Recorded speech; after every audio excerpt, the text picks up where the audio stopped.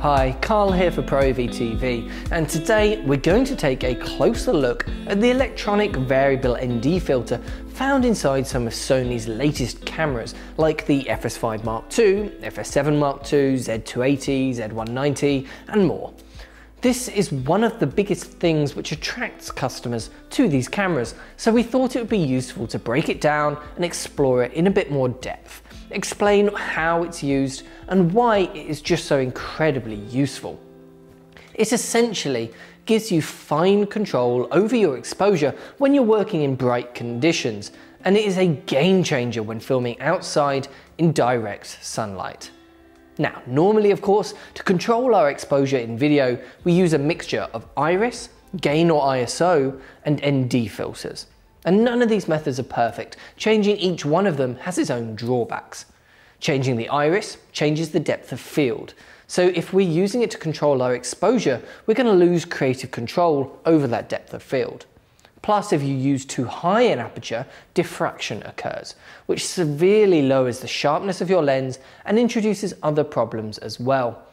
Traditional video or cinema lenses have smooth iris rings, but many of us are now using stills lenses and controlling the aperture with the camera, which gives this stepping when it changes, making the footage unusable when you even slightly change the iris.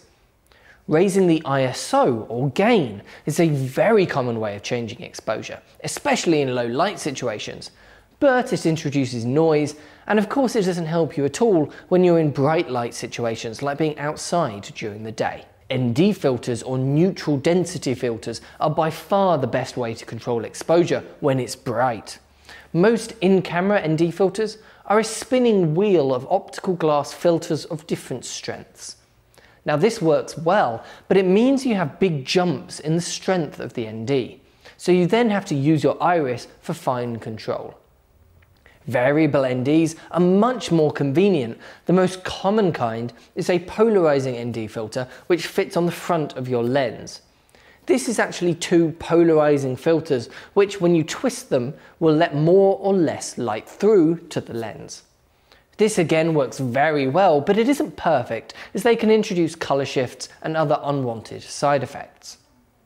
The electronic variable ND filter achieves the same effect, a smooth variable level of ND, but via a very different method. There's actually a specially designed crystal LCD which swings down in front of the sensor, and then the camera can adjust how much light this cuts out by how much voltage it applies to the screen.